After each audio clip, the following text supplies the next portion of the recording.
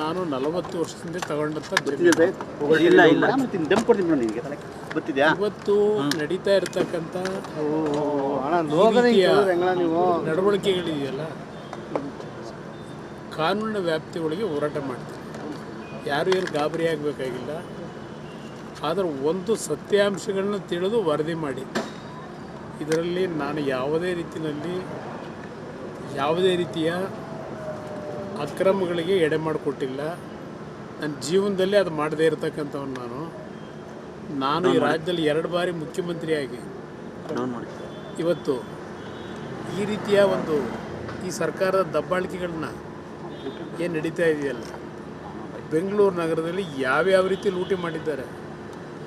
ನಾನು ಒಬ್ಬ ರೈತನಾಗಿ ಬದುಕಲಿಕ್ಕೆ 40 ವರ್ಷದಿಂದ ತಗೊಂಡಂಥ ಜಮೀನಿನ ಬಗ್ಗೆ ಈಗ ಏನು ನಡೀತಾ ಇದೆ, ಹಲವಾರು ತಪ್ಪು ಮಾಹಿತಿಗಳೇನಿದೆ, ಅದೆಲ್ಲದಕ್ಕೂ ಕಾನೂನಿನ ವ್ಯಾಪ್ತಿಯೊಳಗೆ ಉತ್ತರ ಕೊಡ್ತಾರೆ. ಸರ್, ಈಗ ದ್ವೇಷದ ರಾಜಕಾರಣ ಮಾಡ್ತಿದೆ ಸರ್ ಕಾಂಗ್ರೆಸ್. ಮಾಡಲಿ ಬನ್ನಿ ನೋಡೋಣ, ಭಗವಂತ ಇದ್ದಾನೆ. ಸರ್, ನಿಮಗೆ ನೋಟಿಸ್ ಏನಾರು ಕೊಟ್ಟಿದ್ದಾರೆ ಸರ್?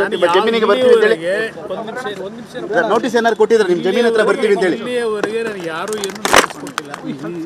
ನೋಟಿಸ್ ಕೊಡದೆ ಅಟ್ಲೀಸ್ಟ್ 1 ನಿಮಿಷ ಇರಪ್ಪ, 1 ಮಿನಿಟ್. ಒಬ್ಬ ಸಾಮಾನ್ಯ ಪ್ರಜೆಗೆ ಏನಾದರೂ ಎವಿಕ್ಷನ್ ಮಾಡೋದಾದ್ರು ಅಟ್ಲೀಸ್ಟು 1 ವಾರವೋ 15 ದಿವಸ ಆಗ್ತೇ ಇದೆ ನೋಟಿಸ್ ಕೊಡಬೇಕು ಅಂತ ಹೇಳಿ. ನನಗೆ ಇಲ್ಲಿವರೆಗೆ ಯಾವುದೇ ಕಮ್ಯುನಿಕೇಷನ್ ಇಲ್ಲ, ನೋಟಿಸ್ ಇಲ್ಲ. SIT ಅಂತಕ್ಕಂಥದ್ದನ್ನೇನೋ ಮಾಡ್ಕೊಂಡ್ರಲ್ಲ, ದೇಶದ ಇತಿಹಾಸದಲ್ಲಿ ಮೊದಲನೇ ಬಾರಿ ರಾಜ್ಯ ಸರ್ಕಾರ SIT ಮಾಡಿ SIT ಮುಖಾಂತರ ಇವತ್ತು ಈ ಥರ ಏನೇನು ಮಾಡ್ಕೊಂಡು ಹೊರಟಿದ್ದಾರೆ. ಇದಕ್ಕೆಲ್ಲ ಒಂದಲ್ಲ ಒಂದು ರೀತಿಯಲ್ಲಿ ಇವ್ರ ನಡವಳಿಕೆಗಳಿಗೆ ಬೇರೆ ರೀತಿಯ ಉತ್ತರವು ಬರ್ತದೆ. ಕಾಯಿದೆ ಕುಮಾರಸ್ವಾಮಿ ಟಾರ್ಗೆಟ್ ಮಾಡಿದ್ದಾರೆ ಸರ್. ಹಾಗಾದರೆ ನನ್ನ ಬಿಟ್ಟರೆ ಇನ್ಯಾರಿದ್ದಾರೆ ಅವರಿಗೆ? ಇವತ್ತು ಈ ರಾಜ್ಯದಲ್ಲಿ ಅವರಿಗೆ ನಾನೇ ಟಾರ್ಗೆಟ್. ನಾನು ಇಲ್ಲ ಅಂತಂದರೆ ಅವರು ಆರಾಮಾಗಿರ್ತಕ್ಕಂಥದ್ದಲ್ವಾ. ಅದರಿಂದ ಇವತ್ತು ಅವ್ರಿಗೆ ಇರ್ತಕ್ಕಂಥದ್ದೇ ನನ್ನ ಮೇಲೆ. ಇವತ್ತು ಹಲವಾರು ರೀತಿಯಲ್ಲಿ ಯಾವ್ಯಾವ ರೀತಿಯಲ್ಲಿ ಇದು ನಡೀತಾ ಇದೆ ಅದನ್ನೆಲ್ಲ ಸೂಕ್ಷ್ಮ ಗಮನಿಸಿದ್ದೇನೆ. 40 ವರ್ಷದ ಹಿಂದೆ ತೆಗೆದುಕೊಂಡಂಥ ಈ ಭೂಮಿ 100 ಬಾರಿ ತನಿಖೆ ಆಗಿರಬೇಕು. ನಡೀತಾನೆ ಇದೆ 40 ವರ್ಷದಿಂದ. ಇವತ್ತು ಕಾನೂನು ವ್ಯಾಪ್ತಿಗಳೇನಿದೆ, ಈ ರೀತಿಯ ನಡೀತಾ ಇರತಕ್ಕಂಥ ನನ್ನ ಮೇಲೆ ಈ ರೀತಿ ಇರ್ತಕ್ಕಂಥದ್ದು ಜನಸಾಮಾನ್ಯರ ಪರಿಸ್ಥಿತಿ ಏನಾಗ್ಬೋದು ಅನ್ನೋದನ್ನು ಯೋಚನೆ ಮಾಡಿ.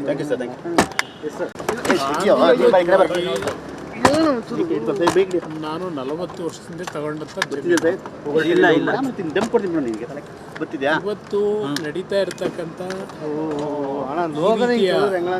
ನಡವಳಿಕೆಗಳಿದೆಯಲ್ಲ, ಕಾನೂನಿನ ವ್ಯಾಪ್ತಿಯೊಳಗೆ ಹೋರಾಟ ಮಾಡ್ತಾರೆ. ಯಾರು ಏನು ಗಾಬರಿ ಆಗಬೇಕಾಗಿಲ್ಲ. ಆದರೆ ಒಂದು ಸತ್ಯಾಂಶಗಳನ್ನ ತಿಳಿದು ವರದಿ ಮಾಡಿ. ಇದರಲ್ಲಿ ನಾನು ಯಾವುದೇ ರೀತಿಯ ಅಕ್ರಮಗಳಿಗೆ ಎಡೆ ಮಾಡಿಕೊಟ್ಟಿಲ್ಲ. ನನ್ನ ಜೀವನದಲ್ಲಿ ಅದು ಮಾಡದೇ ಇರತಕ್ಕಂಥವನು ನಾನು ಈ ರಾಜ್ಯದಲ್ಲಿ 2 ಬಾರಿ ಮುಖ್ಯಮಂತ್ರಿಯಾಗಿ ಇವತ್ತು ಈ ರೀತಿಯ ಈ ಸರ್ಕಾರದ ದಬ್ಬಾಳಿಕೆಗಳನ್ನ ಏನು ನಡೀತಾ ಇದೆಯಲ್ಲ, ಬೆಂಗಳೂರು ನಗರದಲ್ಲಿ ಯಾವ್ಯಾವ ರೀತಿ ಲೂಟಿ ಮಾಡಿದ್ದಾರೆ. ನಾನು ಒಬ್ಬ ರೈತನಾಗಿ ಬದುಕಲಿಕ್ಕೆ 40 ವರ್ಷದಿಂದ ತಗೊಂಡಂಥ ಜಮೀನಿನ ಬಗ್ಗೆ ಈಗ ಏನು ನಡೀತಾ ಇದೆ, ಹಲವಾರು ತಪ್ಪು ಮಾಹಿತಿಗಳೇನಿದೆ, ಅದೆಲ್ಲದಕ್ಕೂ ಕಾನೂನಿನ ವ್ಯಾಪ್ತಿಯೊಳಗೆ ಉತ್ತರ ಕೊಡ್ತಾರೆ. ಸರ್, ಈಗ ದ್ವೇಷದ ರಾಜಕಾರಣ ಮಾಡ್ತಿದೆ ಸರ್ ಕಾಂಗ್ರೆಸ್. ಮಾಡಲಿ ಬನ್ನಿ ನೋಡೋಣ, ಭಗವಂತ ಇದ್ದಾನೆ. ಸರ್, ನಿಮಗೆ ನೋಟಿಸ್ ಏನಾರು ಕೊಟ್ಟಿದ್ದಾರೆ ಸರ್? ಜಮೀನಿಗೆ ಬರ್ತೀವಿ ಅಂತ ಹೇಳಿ. 1 ನಿಮಿಷ ಸರ್ ನೋಟಿಸ್ ಏನಾರು ಕೊಟ್ಟಿದ್ದಾರೆ? ನಿಮ್ಮ ಜಮೀನ್ ಹತ್ರ ಬರ್ತೀವಿ ಅಂತ ಹೇಳಿ. ಇಲ್ಲಿಯವರೆಗೆ ನಾನು ಯಾರು ಏನು ನೋಟಿಸ್ ಕೊಟ್ಟಿಲ್ಲ. ನೋಟಿಸ್ ಕೊಡದೆ ಅಟ್ಲೀಸ್ಟ್ 1 ನಿಮಿಷ ಇರಪ್ಪ, 1 ಮಿನಿಟ್. ಒಬ್ಬ ಸಾಮಾನ್ಯ ಪ್ರಜೆಗೆ ಏನಾದರೂ ಎವಿಕ್ಷನ್ ಮಾಡೋದಾದ್ರು ಅಟ್ಲೀಸ್ಟು 1 ವಾರವೋ 15 ದಿವಸ ಆಗ್ತೇ ಇದೆ ನೋಟಿಸ್ ಕೊಡಬೇಕು ಅಂತ ಹೇಳಿ. ನನಗೆ ಇಲ್ಲಿವರೆಗೆ ಯಾವುದೇ ಕಮ್ಯುನಿಕೇಷನ್ ಇಲ್ಲ, ನೋಟಿಸ್ ಇಲ್ಲ.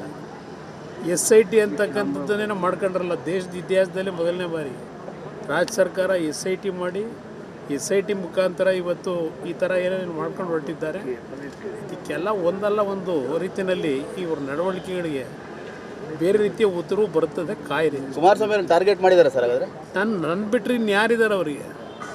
ಇವತ್ತು ಈ ರಾಜ್ಯದಲ್ಲಿ ಅವರಿಗೆ ನಾನೇ ಟಾರ್ಗೆಟ್. ನಾನು ಇಲ್ಲ ಅಂತಂದರೆ ಅವರು ಆರಾಮಾಗಿರ್ತಕ್ಕಂಥದ್ದಲ್ವಾ.